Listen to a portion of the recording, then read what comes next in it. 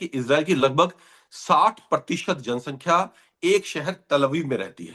बहुत ही मॉडर्न शहर है। मैंने वहां से 3 महीने रिपोर्ट किया है पिछले टाइम जब 7 अक्टूबर के बाद लड़ाई शुरू हुई थी।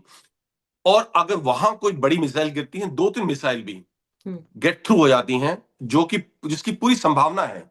क्योंकि देखिए, ईरान ने अब तक जो अपना असला निकाला है, जो मिसाइल्स ड्रोन यूज किए हैं, 90% वो हैं जो उनके पुरानी टेक्नोलॉजी की हैं, जो जैसे हम बोलते हैं पुराना माल निकाल दिया है उन्होंने। असली उनकी जो हाई टेक्नोलॉजी मिसाइल्स हैं, सुपरसोनिक मिसाइल्स हैं, उनमें से कुछ हानि अभी बाकी है। दूसरी तरफ देखिए, अभी आप वहां पर जो एयर डिफेंस सिस्टम्स हैं वो ऑलरेडी इतने कमजोर हो चुके हैं कि जो इंटरसेप्टर्स हैं, जिनसे आप इनकमिंग मिसाइल्स या इनकमिंग ड्रोन्स पे को रोकते हैं, उनकी जो स्टॉक पाइल है वो बहुत कम हो चुका है। रडार्स बहुत डिस्ट्रॉय कर चुका है ईरान। ईरान ने जो सबसे बड़ा रडार था यूएस का, शायद बहरीन के अंदर $700 मिलियन का, उसको लड़ाई के पहले हफ्ते में ही तबाह कर दिया था। इसके बाद अभी ईरान ने सऊदी अरब के ऊपर हमला किया है 3 दिन पहले, अमेरिकन एयरबेस के ऊपर। वहां उनके E3 Sentry airborne early warning विमान थे, जो कि बहुत ही सक्षम है किसी भी थ्रेट को डिटेक्ट करने के लिए, जिसके बाद एयर डिफेंस एक्टिवेट होता है। ईरान ने वो भी एक बहुत महंगा जहाज, लगभग $300 मिलियन की कॉस्ट बताई जा रही है, उसको तबाह कर दिया।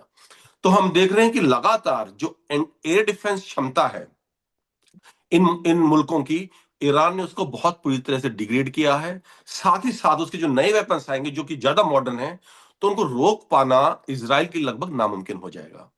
और अगर ये हालत आती है और इजराइल को लगेगा कि ईरान की बड़ी मिसाइल्स आने वाली हैं और तेल अवीव को तबाह कर देंगे पूरी तरह से, उस हालत में ये एक एग्जिस्टेंशियल थ्रेट बन जाएगा इजराइल के लिए। और अगर ऐसा होता है और उस हालत में अगर अमेरिका पीछे हट जाता है, तो पूरी संभावना है that Israel might use nuclear weapon on Iran. मतलब देखा जा सकता है, मतलब इतना आसान नहीं है कि हम कह रहे हैं कि वो कमजोर पड़ेगा। बिल्कुल, देखिए, लड़ाई एक it's a very fluid situation. लड़ाई में कभी कुछ भी हो सकता है, और लड़ाई कभी भी, कोई भी लड़ाई, युद्ध जो पिछले जमाने में हुए हैं तब से लेके मॉडर्न वॉरफेयर तक, it never goes as per plan. लड़ाई हमेशा उसकी अपनी एक जिंदगी होती है, वो अपना एक दिशा लेती है जिसको किसी ने सोचा नहीं होता। जैसे कि इसमें देख लीजिए, अभी आप, अमेरिका ने जो जो प्रोडिक्शंस की थी, जो जो प्लानिंग की थी, ईरान ने जो किया वो उसके बिल्कुल अलग था। और उसने चौंका दिया ना सिर्फ अमेरिका को, ना सिर्फ इसराइल को, पूरी दुनिया को।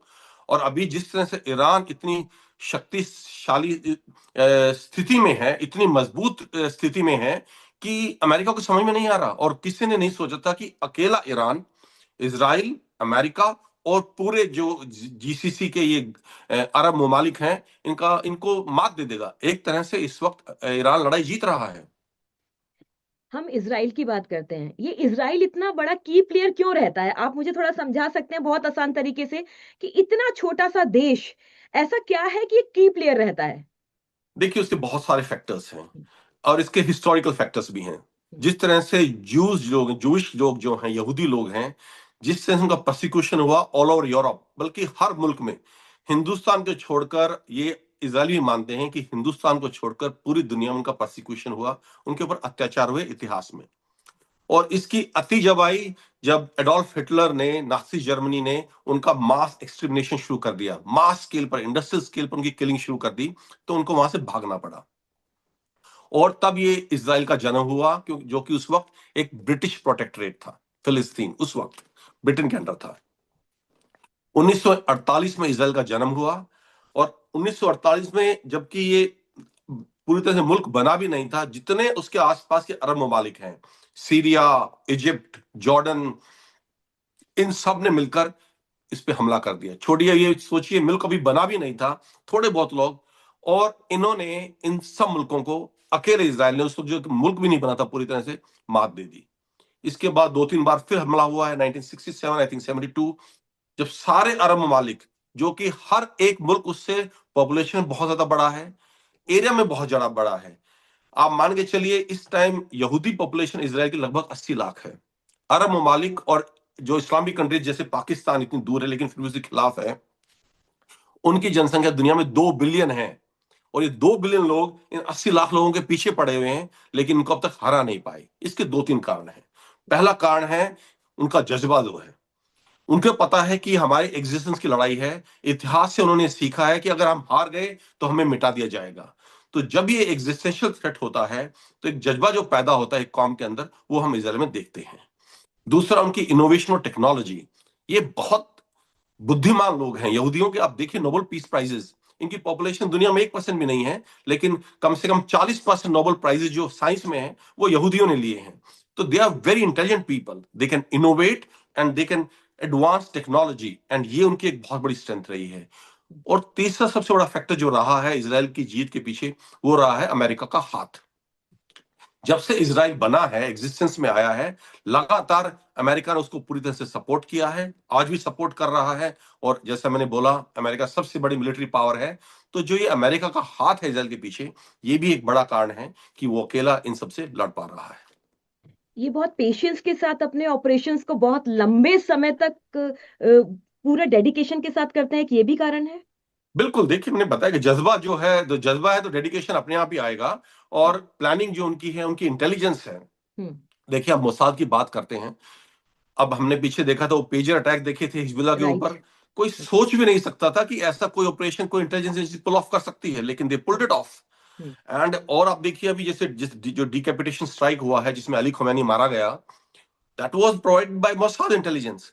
तो हम्म। इंटेलिजेंस जो है एक बहुत बड़ा रोल प्ले करती है। अगर आपके पास इंफॉर्मेशन नहीं है सही, तो आप लड़ाई लड़ने में बहुत कमजोर हो जाते हैं, कि राइट। कितनी बड़ी आपकी सैनिक शक्ति हो।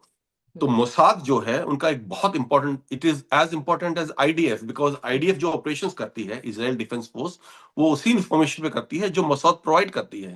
तो राइट। मोसाद किसी भी एंगल से एक बहुत बड़ी शक्ति है इजराइल के साथ में। And they are above everyone else, I think in the world, they are number one in the world. तो आप ये मानते हैं मतलब मोसाद के लिए, क्योंकि मैं अगला प्रश्न पूछने वाली थी, इसमें आप काफी कुछ आपने बताया कि इतनी छोटा सा देश है, उसकी इतनी एजेंसी, और उसके आगे CIA भी है और बहुत भी तमाम देशों की एजेंसीज हैं।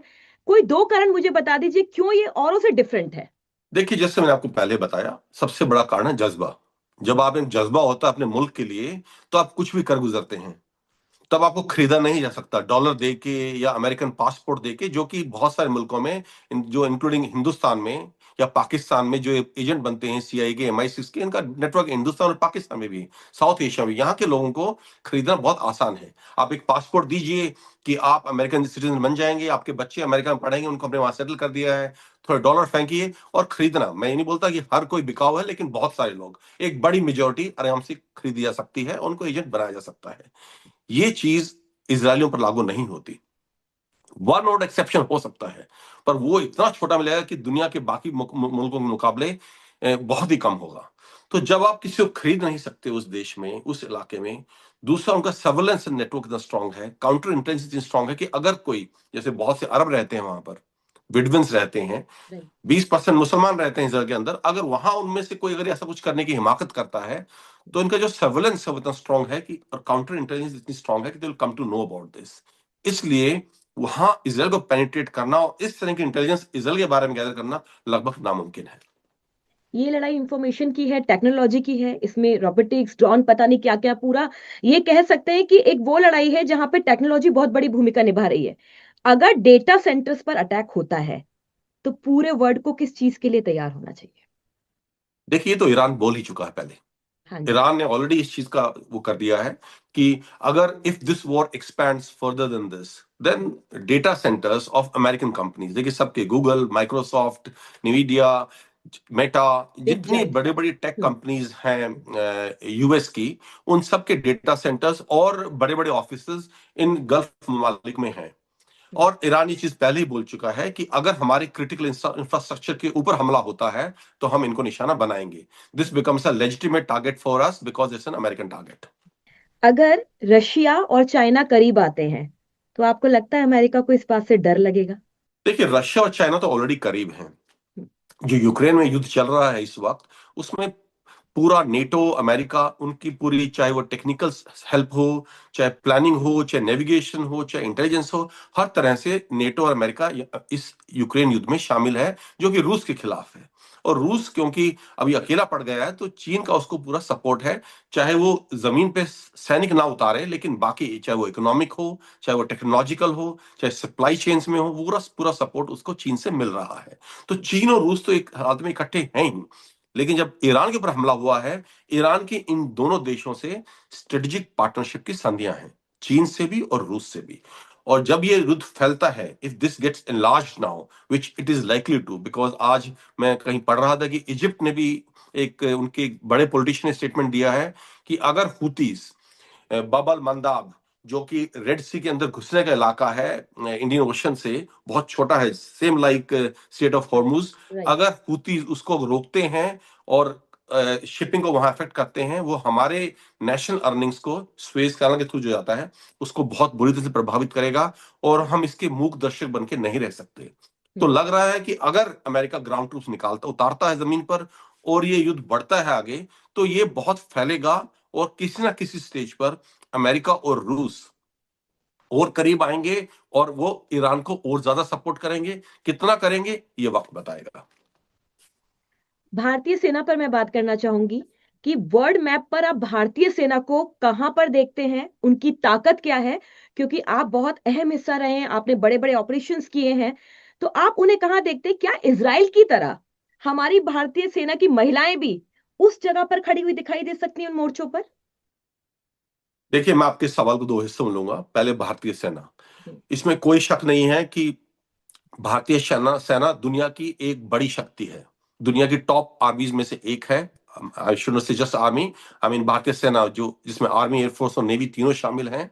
और ये हमारी कैपेबिलिटी हमने कई बार दिखाई है। और जैसे ऑप सिंदूर हुआ, जिसमें कि एकदम से ये हुआ था। इसके अलावा आप कुछ भी लीजिए, चाइना इतना रिस्ट्रेंट दिखाता है, नहीं कोई बात बड़ी है, क्योंकि कहीं ना कहीं उसे एहसास है हमारी सैन्य शक्ति का। और हमारी सैन्य शक्ति लगातार इंप्रूव हो रही है कि जिस तरह से, खासकर ये जो गवर्नमेंट है इस वक्त मोदी जी की, और पिछले 11-12 साल में जिस तरह से मॉडर्नाइजेशन उन्होंने लिया है, स्लो पेस है लेकिन फिर भी बहुत मॉडर्नाइजेशन हुआ है, काफी इंप्रूवमेंट्स हुई हैं। तो हम कहीं ना कहीं वी आर अपस्विंग, हमारी जो सैन्य शक्ति है उसमें लगातार बढ़ोतरी हो रही है और पूरी दुनिया इस चीज को रिकॉग्नाइज करती है।